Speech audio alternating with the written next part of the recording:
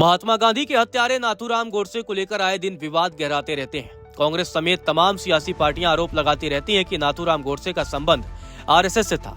इस वीडियो में हम आपको बताएंगे कि नाथूराम गोडसे और आरएसएस के बीच कैसा रिश्ता रहा है। गौरतलब है, आरएसएस गांधी जी की हत्या में किसी तरह की भूमिका से लगातार इनकार करता रहता है। इसे लेकर संघ अदालत का दरवाजा भी खटखटा चुकी है। चलिए 1948 का रुख करते हैं, जब महात्मा गांधी की हत्या के बाद तत्कालीन गृह मंत्री सरदार पटेल ने आरएसएस पर बैन लगाते हुए कहा था कि गांधी की हत्या के लिए वह सांप्रदायिक जहर जिम्मेदार है जिसे देश भर में फैलाया गया। आरएसएस पर यह बैन फरवरी 1948 से लेकर के जुलाई 1949 तक रही थी। वहीं गांधी जी की हत्या की जांच के लिए बनी कपूर आयोग की रिपोर्ट में समाजवादी पार्टी नेता जयप्रकाश नारायण, राम मनोहर लोहिया और कमला देवी चट्टोपाध्याय की प्रेस कॉन्फ्रेंस का भी जिक्र किया गया था। प्रेस कॉन्फ्रेंस में इन नेताओं ने कहा था कि गांधी की हत्या के लिए कोई एक व्यक्ति जिम्मेदार नहीं है, बल्कि इसके पीछे एक बड़ी साजिश और संगठन है। इन नेताओं ने बकायदा आरएसएस, हिंदू महासभा और मुस्लिम लीग का नाम लिया था। यही यह गंभीर सवाल हो जाता है कि नाथूराम गोडसे और आरएसएस में कैसा संबंध था। 28 जनवरी 1994 को नाथूराम गोडसे के भाई गोपाल गोडसे ने फ्रंट लाइन को इंटरव्यू दिया। इस इंटरव्यू में उन्होंने कहा, हम सभी भाई आरएसएस में थे। नाथूराम, दत्तात्रेय, मैं खुद और गोविंद। आप कह सकते हैं कि हम अपने घर में नहीं, आरएसएस में पले बड़े हैं। आरएसएस हमारे लिए परिवार था। नाथूराम आरएसएस में बौद्धिक कार्यवाह बन गए थे। नाथूराम ने अपने बयान में आरएसएस छोड़ने की बात कही थी। उन्होंने यह बयान इसलिए दिया था क्योंकि गोलवलकर और आरएसएस गांधी की हत्या के बाद मुश्किल में फंस जाते, लेकिन नाथूराम ने आरएसएस नहीं छोड़ा।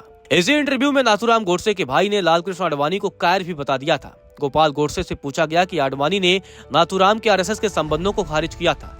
इस सवाल के जवाब में गोपाल गोडसे ने कहा कि वो कायरतापूर्ण बात कर रहे हैं। आप ये कह सकते हैं आरएसएस ने कोई प्रस्ताव पास नहीं किया था कि जाओ और गांधी की हत्या कर दो, लेकिन आप नाथूराम के आरएसएस से संबंधों को खारिज नहीं कर सकते। हिंदू महासभा ने ऐसा नहीं कहा। नाथूराम ने बौद्धिक कार्यवाह रहते हुए 1944 में हिंदू महासभा के लिए काम करना शुरू किया था। वहीं 8 सितंबर 2016 को नाथूराम के परिवार वालों ने इकोनॉमिक टाइम्स को दिए इंटरव्यू के दौरान जो बयान दिया वह काफी अहम है। नाथूराम के परिवार वालों ने कहा कि नाथूराम गोडसे किसी जमाने में आरएसएस के सदस्य रहे थे, लेकिन बाद में वो हिंदू महासभा में आ गए थे। सत्याकी गोडसे ने इसी इंटरव्यू में कहा कि 1932 में नाथूराम सांगली में थे। उस वक्त उन्होंने आरएसएस ज्वाइन किया था।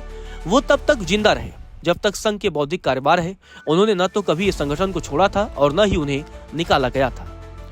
नाथूराम गोडसे के परिवार वालों के बयान के इतर हमें आरएसएस के मुखपत्र ऑर्गेनाइजर की 11 जनवरी 1970 की संपादकीय को देखना होगा, जिसमें लिखा गया था, नेहरू के पाकिस्तान समर्थक होने और गांधी जी के अनशन पर जाने से लोगों में भारी नाराजगी थी। ऐसे में नाथूराम गोडसे लोगों का प्रतिनिधित्व कर रहे थे। गांधी की हत्या जनता के आक्रोश की अभिव्यक्ति थी। आरएसएस के मुखपत्र में नाथूराम को जनप्रतिनिधि के तौर पर दिखाया गया। उधर नवजीवन प्रकाशन से प्रकाशित गांधी द लास्ट फेज के पेज नंबर 70 पर गांधी जी के निजी सचिव रहे प्यारेलाल ने लिखा कि आरएसएस के सदस्यों को कुछ स्थानों पर पहले से निर्देश था कि वो शुक्रवार को अच्छी खबर के लिए रेडियो खोलकर रखें। इसके साथ ही कई जगहों पर आरएसएस के सदस्यों ने मिठाई भी बांटी थी। आज भी नाथूराम गोडसे को लेकर विपक्षी पार्टियां संघ पर हमलावर रहती हैं, तो संघ इन आरोपों से इनकार करता है। नाथूराम गोडसे का परिवार दावा करता है कि गोडसे संघ के सक्रिय स्वयंसेवक थे। अब आप भी डिसाइड करिए कि गोडसे और संघ का कैसा रिश्ता था।